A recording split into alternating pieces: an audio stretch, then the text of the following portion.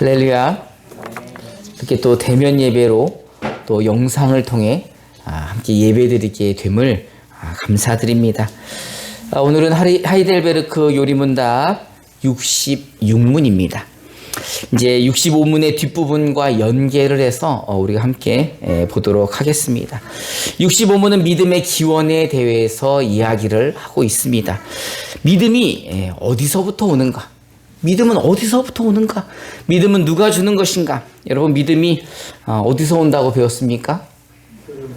네. 자, 65문 제가 봉독해 드리겠습니다. 오직 믿음으로만 우리가 그리스도와 그의 모든 은덕에 참여할 수 있는데 이 믿음은 어디서 옵니까? 답은 우리 함께 읽어봅시다. 시작.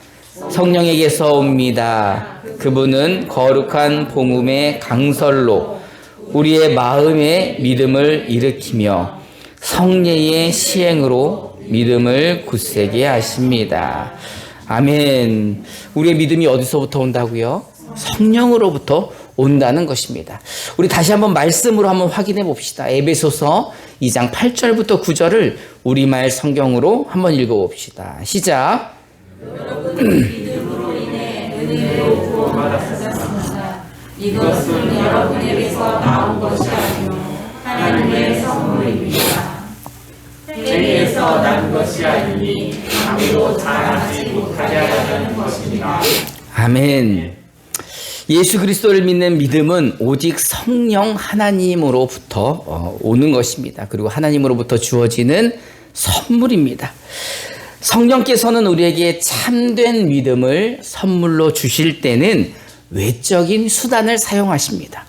그러니까 믿음을 선물로 주실 때는 어떤 수단을 통해서 선물을 주시는데 그 선물은 두 가지입니다. 첫 번째는 거룩한 복음의 강설, 거룩한 복음의 설교. 지금 이 65문 답에 나오잖아요. 그리고 두 번째는 성례의 시행입니다. 다시 말해 성령께서는 복음의 선포를 통해 우리 마음의 믿음을 일으키시고 성례의 시행을 통해 그 믿음을 보존하시고 굳게 확증하신다는 겁니다. 하나님의 말씀을 들을 때 믿음이 생기고 또 성찬, 이 성례라는 게 성찬이잖아요. 성찬을 시행할 때 믿음이 굳건해진다는 겁니다.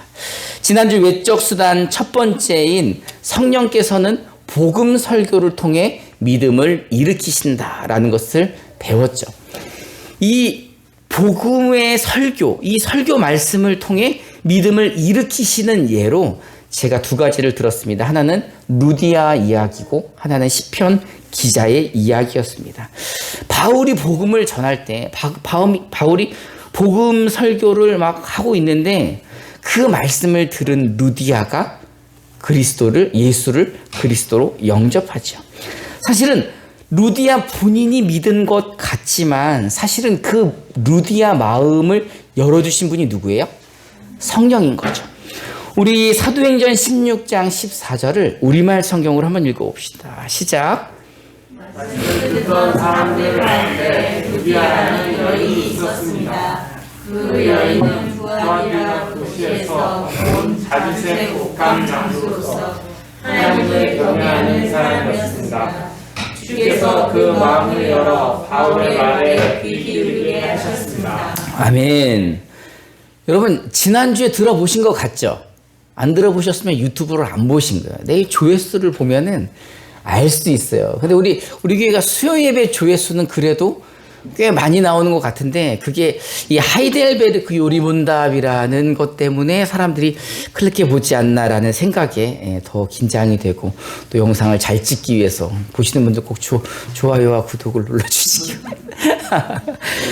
루디아가 예수 그리스도를 영접한 게 내가 한 것 같아. 내가 그 말씀을 듣고 감동받은 것 같은데 복음 설교를 바울이 할 때 루디아의 마음을 누가 열어주셨다고 되어 있어요. 주께서 그 마음을 열어 바울의 말에 귀 기울이게 하셨다는 겁니다. 그래서 그 말씀을 들음으로 믿음이 그 안에서 생겼다는 거죠. 구약의 옛 시인은 말씀을 읽을 때 이렇게 기도를 하였죠. 시편 119편 18절을 개역 개정으로 한번 읽어봅시다. 시작. 내 눈을 열어서 주의 율법에서 놀라운 것을 보게 하소서. 아멘. 하나님의 말씀인 성경은 바로 이 성령께서 보는 사람의 눈을 열어주시지 않으면 깨달을 수가 없다는 겁니다. 그래서 믿음은 성령님께서 주권적으로 일으키시는 사역이에요. 성령이 하시는 사역이지만 성령님께서는 이 믿음을 불러 일으키실 때 두 가지를 사용하시는데 그 첫 번째가 바로 말씀을 통해 믿음을 일으키신다라는 겁니다. 로마서 10장 17절을 개역 한글로 한번 읽어봅시다. 시작.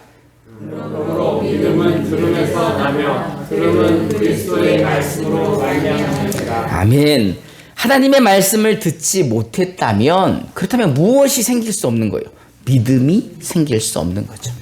하나님이 믿음을 선물로 주고 싶으시다면 그 믿음을 선물로 주고 싶은 사람에게는 무엇을 들을 수 있는 기회를 주세요?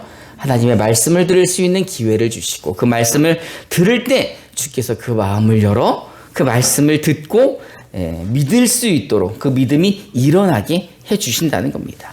그러면 두 번째 외적 수단인 성례, 이 성례를 한번 보도록 합시다. 우리 66문에는 이 성례에 대해서 자세히 나와 있습니다. 우리 함께 66문 문제와 답을 읽어봅시다. 시작.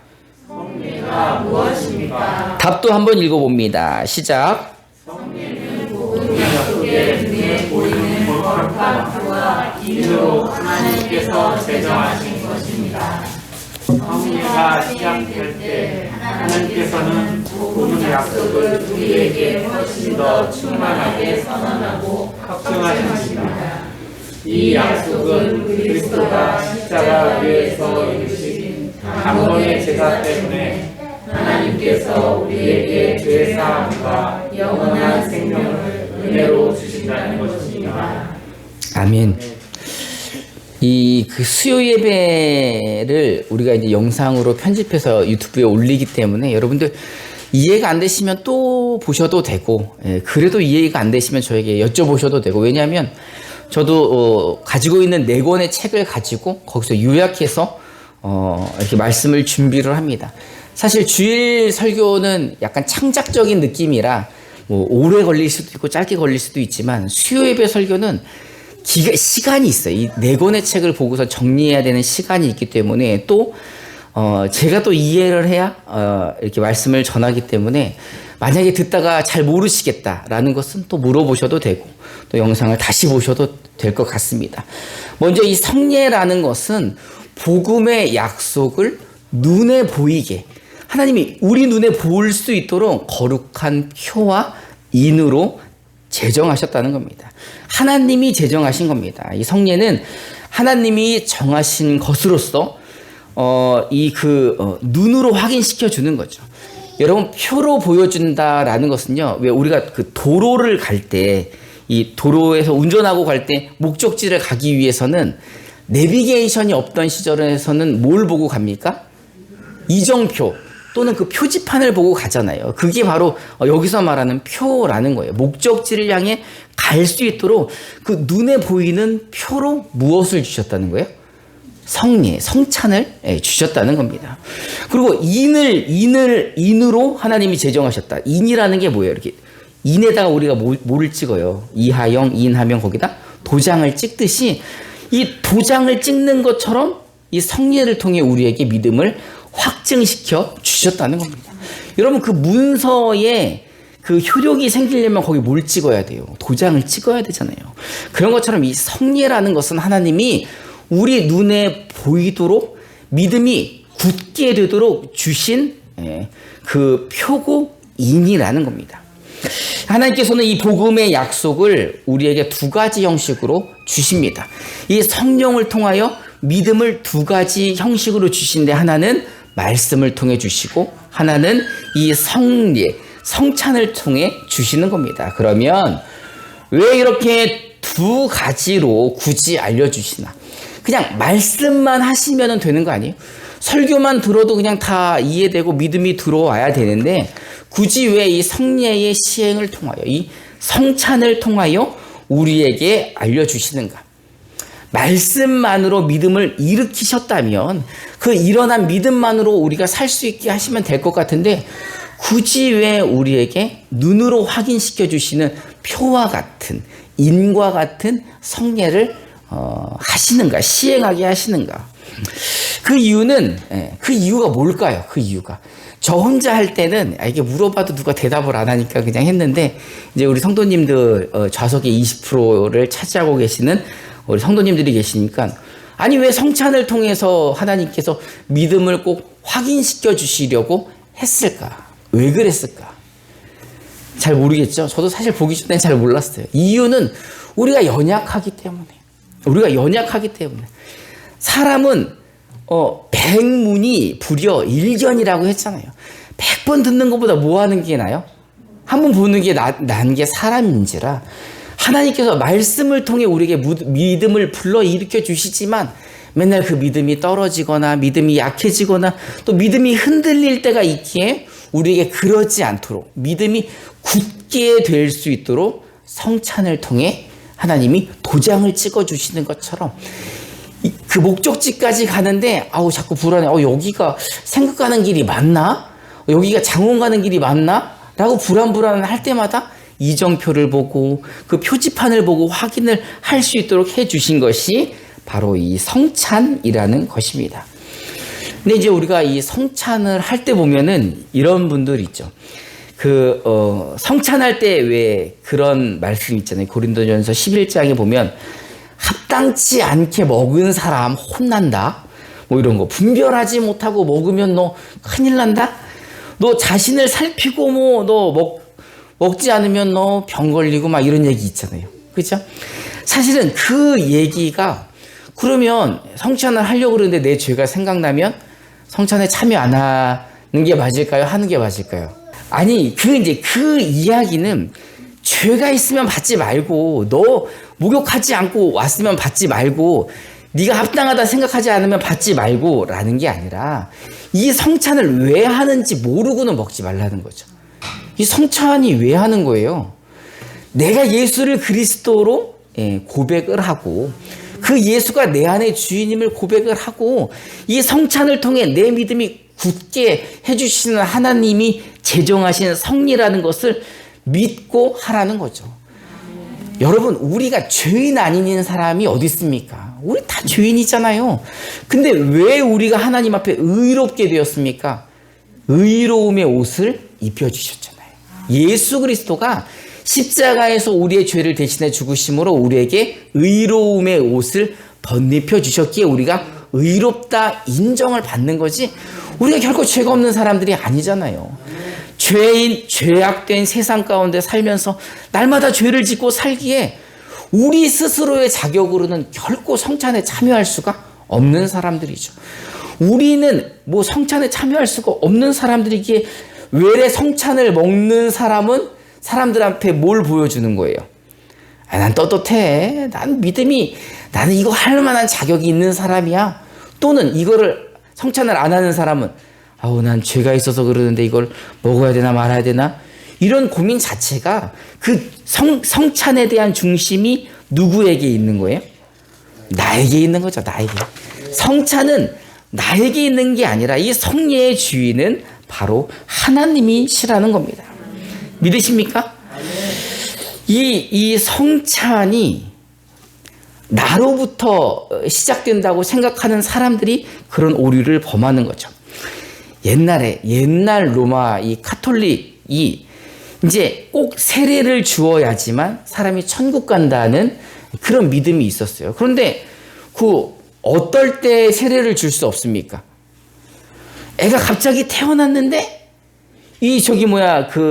누가 와가지고 유아 세례를 주기 전에 죽었으면 천국을 못 간다는 생각을 했어요. 그래서 원래는 세례를 주의 종들만 주지만 갓 태어난 아이들에 대해서 갓 태어난 아이들이 바로 죽는 아이들에 대해서는 이 아기를 받는 유모가 또는 이 산파가 대신 세례를 줄 수 있도록 허용을 해줬어요.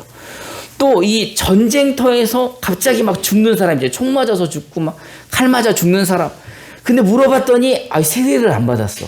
그럼 세례를 안 받으면 지옥 갈 것 같으니 그 옆에 있는 사람이 그 전쟁터에서 죽는 사람에 한해서는 세례를 줄 수 있도록 허용을 해줬다는 거예요. 사실은 그런 믿음 자체가 어디서 나오는 거예요? 이 성례를 하지 않으면 뭐 지옥 가고 성례를 하지 않으면 믿음이 굳게 될 수가 없다라는 그런 약간 미신적인 신앙에서 나온 거죠. 또 옛날 중세 초기에는 게르만족에게 복음을 전할 때 그들이 글을 몰라서 이 로마 교회에서는 마리아상을 들고 다녔답니다. 그래서 마리아상을 들이대면서 너 이거 믿을래 안 믿을래? 안 믿으면 죽고 믿으면 세례 주고 이렇게 해서 세례를 주었다는 거예요. 그러면 그렇게 해서 세례 받은 사람은 구원을 받은 걸까요? 아니, 그런 건 또 아닌 거죠.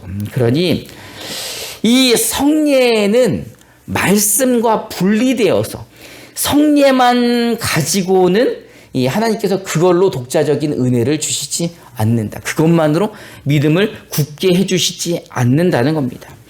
그러니까 말씀이 빠진 성례만을 가지고 하나님의 은혜와 구원을 이야기한다면 그것은 복음을 가리는 아주 큰 거짓말이라는 겁니다. 성례는 인간 중심적인 예식이 아닙니다. 이 성례의 주인은 삼위일체 하나님이십니다. 성찬은 내 만족이 아닌, 내 선행이 아닌, 내가 어떻게 해서 하는 게 아닌 오직 예수 그리스도의 은혜에 힘입어 이 성찬에 나아가는 거고 참여하는 겁니다. 그래서 우리는 우리에게 은혜를 베풀어 주신 하나님 아버지께 늘 감사해야 하는 거죠. 왜요? 우리는 복음을 들을 만한 자격이 없는 자들이지만 주께서 그 말씀을 우리에게 허락해 주시고 우리의 마음 문을 열어주시어 복음을 받아들이게 하시고 복음을 듣게 하시고 성찬에 참여하게 하셔서 그 믿음을 굳게 해주신 사람들. 우리는 그런 자격이 없지만 예수 그리스도로 의의 옷을 덧입혀 주시어 하나님의 자녀 삼아 주셨다는 겁니다. 그러니 우리가 감사할 수밖에 없죠. 또한 이 연약한 우리들을 위해서 눈에 보이도록 그 복음이 우리 눈에 보이도록 이 성찬을 우리에게 허락해 주셨다는 겁니다. 이제 오늘의 말씀을 마무리하려고 합니다. 우리에게 복음의 말씀을 듣게 하시고 또 그로 인해서 그 안에 믿음을 허락하시고 믿음을 굳게 하시기 위해 성례를 통해 은혜를 주시는 그 하나님 아버지. 그래서 그 사실 기독교에서는 내가 드러나는 것 자체가 교만인 거죠. 사실 내가 드러날 일이 없는 거죠. 내가 선행을 하는 게 아닌 거죠. 내가 열매를 맺는 게 아닌 거죠. 내가 사랑이 풍만한 사람이 아니고 내가 자비가 온유가 양선이 풍성한 사람이 아니라 그 열매는 누구로 인하여 맺어진 겁니까? 성령으로 인하여. 성령이 충만할 때 맺어지는 거기에 내가 자랑할 게 아닌 거죠. 그러니 구원도 우리가 자랑하지 못하도록 믿음을 선물로 주시고 모든 게 다 하나님의 은혜인 거죠. 그러니 기독교가 왜 기독교예요? 그리스도교. 오직 예수 그리스도만 드러낼 것이 없다는 거죠. 우리 공로가 아닌 예수 그리스도의 공로로 구원을 받은 기독교. 그러니 우리가 이 모든 것을 누리고 있기 때문에 우리가 드러나서는 안 되는데 만약에 세상을 변화시키기 위해서 기독교가 정계로 막 뛰어들고 투쟁하기 위해 기독교가 막 뛰어들고 예수 그리스도 뭐 이렇게 해가지고 막 으쌰으쌰 하는 것들이 옳을까요? 옳지 않을까요? 만약에 그게 옳았다면 제 생각에 지금 우리나라의 상황보다 예수님과 그 제자들이 있었던 2000년 전에 이스라엘은 더 혼란했던 시기가 아닐까. 그들은 이미 정부가 로마로부터 식민지를 당하고 있었잖아요. 그들의 왕은 원래 다윗의 자손 이렇게 세워져야 할 사람들이 있었지만 그 왕들 자체도 누가 세웠어요? 로마에서 세워주고 대제사장도 그렇고 모든 것들이 다 로마의 통치 아래 있었기 때문에 만약에 그때도 기독교가 정치에 뛰어드는 게 맞았다면 분명히 예수님께서 그랬겠죠. 하나님, 저에게는 12명의 제자들이 있습니다. 그리고 이제 딱 일어나셔서 이제 띠를 딱 띠시고 나를 따르라 막 싸우다가 죽는 사람 있으면 다시 살려주시고 그렇죠? 총 맞는 사람 있으면 다시 막 일으켜주시고 굴량미가 뭐가 필요해요. 맨날 이렇게 보리떡 5개하고 물고기 2마리만 갖고 다니면 예수님은 그러지 않으셨다는 거죠. 그러면 예수 그리스도를 본받는 자들이라면 예수 그리스도를 닮기를 원하는 사람들이라면 그리스도를 닮은 그리스도인이라면 우리는 그러지 않는 게 옳지 않을까라는 생각을 합니다. 그래서 내가 드러나는 기독교는 옳지 않고 나를 드러내는 그리스도인도 하나님 앞에 합당하지 않지 않나라는 생각이 듭니다. 여러분들 안에 예수 그리스도의 영이 계십니까? 그렇다면 여러분의 마음과 생각도 그리스도 예수를 닮아야 하겠죠. 여러분의 말과 행동도 누구를 닮아야 할까요? 그리스도를 닮아야 하겠죠. 그러니 우리가 기도할 것은 뭐예요? 주님을 닮아가기를 기도해야죠. 내 안에 성령이 주인 되기를 기도해야죠. 내가 내 인생을 운전하는 게 아니라 그리스도의 거룩한 영이 내 삶을 인도하도록 기도하는 게 우리의 기도 제목이 되어야 하는 겁니다. 그러니 여러분 그 성령이 여러분 마음의 주인이시라면 여러분이 하나님을 아버지로 믿고 계시다면 이제 그 하나님 앞에 잠잠하시고 모든 것을 맡기시고 참고 기다리시며 그 하나님이 우리에게 주시는 그 하늘의 신령한 복과 은혜를 기대하시는 저와 여러분들 되기를 주님의 이름으로 축원합니다. 이 시간에 우리 찬송하고 결단하는 시간을 갖도록 하겠습니다.